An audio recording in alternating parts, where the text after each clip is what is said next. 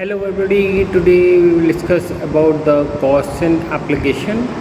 Gaussian law of electrostatic ये होता है E dot D S is equal to Q rho upon epsilon times, और E जो होता है इसमें इलेक्ट्रिक फील्ड होता है, D S is the area is equal to जिसमें एनक्लोज, सपोज ये एक सरफेस है, अगर मैं इसे लूँ, ये चार्ज है और इसमें हम एक आर्बिट्री और एज्यूमिंग एक स्फेरिकल मतलब एक एरिया एनक्लोज्ड एरिया लें, तो इससे इक्वल जो होता है वो होता है रो upon epsilon times. Epsilon times क्योंकि ये एयर में है तो एप्सिलॉन टाइम जो परमिटिविटी ऑफ फ्री स्पेस होता है उसके बराबर लिखा जाता है। रो जो होता है सरफेस चार्ज डेंसिटी होता है।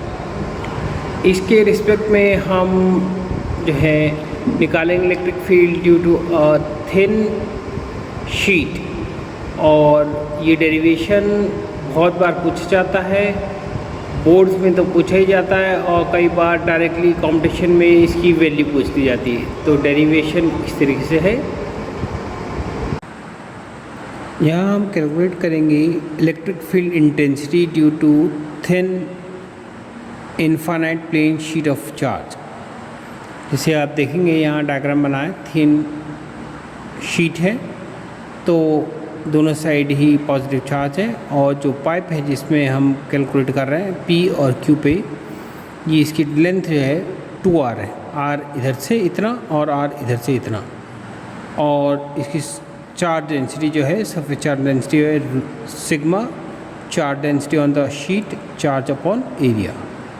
तो हमें इसे करना है, और according to electric flux Gaussian law of electrostatic, electric flux over these edges are 2E n ds। ये n जो है ये यूनिट वेक्टर है और इलेक्ट्रिक फील्ड है ये ds यानी कितना एरिया है। तो इसमें डॉट प्रोडक्ट लगाए, क्योंकि इधर जो है 90 डिग्री में 0 डिग्री पे निकल रहा है, तो cos 0 इज़ 1, तो E ds जो कर्व एरिया है, अगर आप कर्व एरिया से निकालना चाहें तो इससे जो फ्लक्स होगा 0 होगा, क्योंकि इसके बीच में एंगल इलेक्ट्रिक फ्लक्स और एरिया में 90 डिग्री, यानी कि इधर से ऊपर जा रहा है और इधर से जा रहा है, तो 90 डिग्री हो गया। तो कर्व एरिया पे जो भी इलेक्ट्रिक फ्लक्स है 90 डिग्री से बन रहा है या कर्व सरफेस पे, तो वो 0 हो जाएगा। तो curve electric flux due to curve surface area of the cylinder is 0।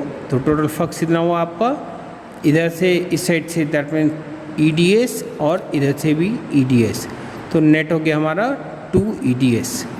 Surface charge density जो है वो Q अपॉन DS होता है, तो Q is equal to DS इधर मल्टीप्लाई हो जाएगा, तो हमको मिलेगा Q is equal to rho DS। और according to Gaussian law in electrostatic, phi E is equal to E2ds is equal to rho ds upon epsilon.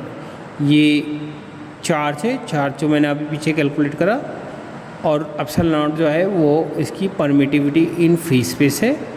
ds cancel हो जाएंगे, तो E इज इक्वल टू हो जाएगा 2 नीचे चलेगा, sigma upon 2E sigma upon 2 epsilon type. ये infinite thin sheet of charge calculate करने के लिए हमने इसे डिराइव कर लिया है।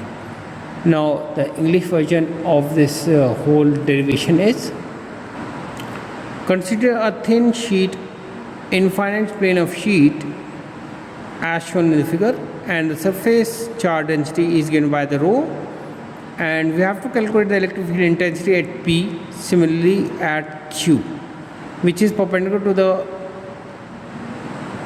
the direction of the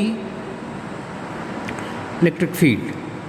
So from the symmetry we see that they are equivalent P and Q, and the curve area is having 90 degree with the electric field. So electric flux over these area, that means P and Q, that will be equal to E dot ds you know that the P and Q are symmetric, so both are get add up, and that will be equal to 2E ds. Electric flux due to the curved surface, this means this curved surface and electric field having the 90 degree, so that E dot ds, the cos is 90 degrees, so cos, this means the electric flux becomes 0. So the total electric flux, that will be equal to 2E ds, and we know that the surface charge density, that is Q upon ds, so Q is equal to rho ds. So we got the further equation. According to Gauss law of electrostatic, phi E is equal to 2E ds is equal to rho ds, ds get cancelled, and E is equal to 2 goes in the denominator, that is rho upon 2 epsilon times. This we have already calculated for what it is has been asked. बस इतना ही, और जिन्होंने मेरे channel subscribe नहीं किया, subscribe करें, share करें और लाइक करें, जिससे कि उन्हें मेरे आने वाले वीडियोस अपडेट्स मिलते रहें और उनका स्ट्रॉन्ग फिजिक्स है, जिससे कि वो सही आंसर दे पाएँ और अच्छे मार्क्स स्कोर कर पाएँ। आज के लिए इतना ही, थैंक यू।